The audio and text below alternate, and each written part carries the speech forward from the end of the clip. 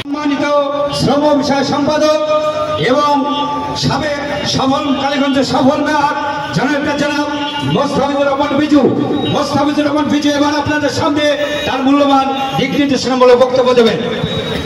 বিসমিল্লাহির রহমানির রহিম।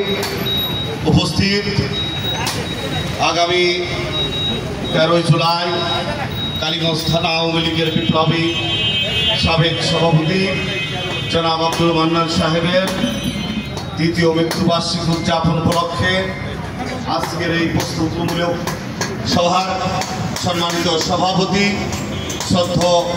ভাবি কালীগঞ্জ উপজেলা আওয়ামী লীগের সহ সভাপতি, আজকের সভার সভাপতি স্বামী মারা মান্নান, আমাদের মাঝে প্রধান অতিথি হিসাবে উপস্থিত আছেন ঝিনাইদহ জেলা আওয়ামী লীগের বিপ্লবী সহ সভাপতি বীর মুক্তিযোদ্ধা সদ্য নেতা জনাব ইসরাইল হোসেন, উপস্থিত আছেন কালীগঞ্জ উপজেলা আওয়ামী লীগের বিপ্লবী সাধারণ সম্পাদক জনাব আইয়ুব হোসেন খান সহ উপস্থিত আছেন কালীগঞ্জ থানা আওয়ামী লীগের বিপ্লবী সাংগঠনিক সম্পাদক জাহাঙ্গীর আলম, উপস্থিত আছেন বন্ধুবার তবু সাংগঠনিক সম্পাদক, উপস্থিত আছেন ছোট ভাই আমাদের আশরাফুল সহ আমাদের ইউনিয়ন থেকে আগত বিভিন্ন পর্যায়ের সাধারণ সম্পাদক এবং সভাপতি সহ বিভিন্ন পর্যায়ের নেতৃবৃন্দ আমার সামনে উপস্থিত আছেন।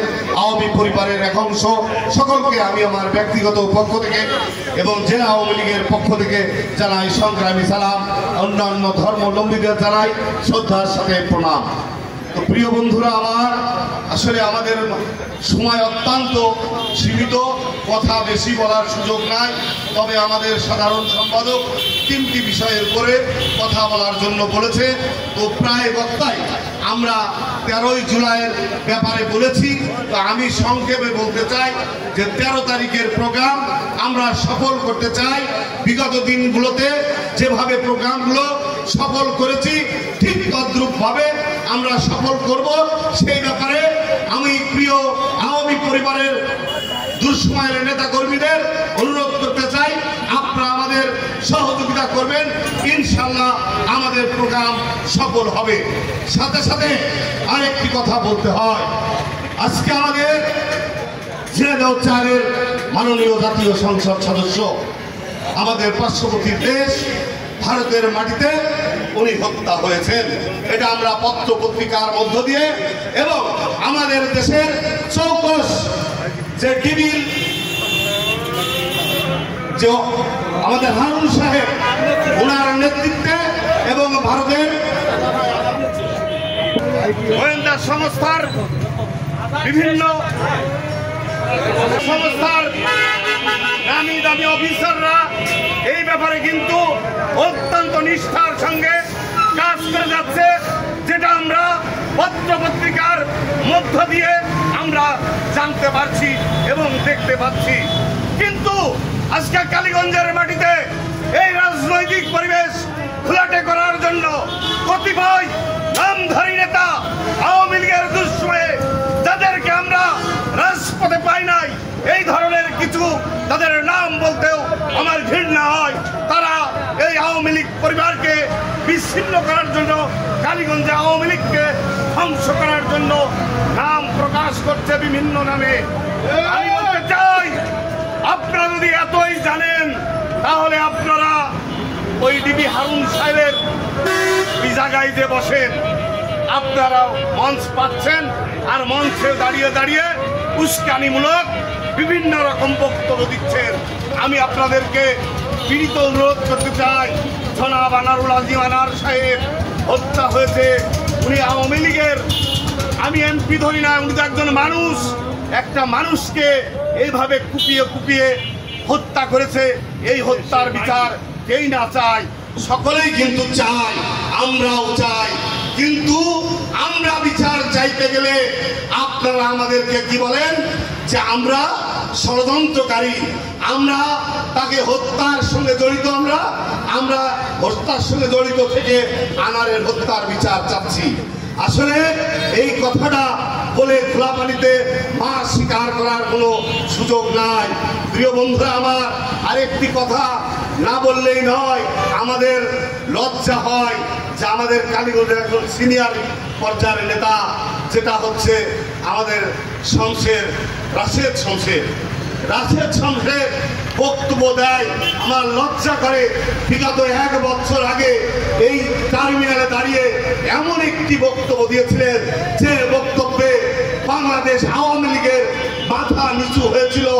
ঠিক ওই লোকটি আমি মনে করি আওয়ামী লীগের ভিতরে খাপটি মারা আওয়ামী লীগের শত্রু।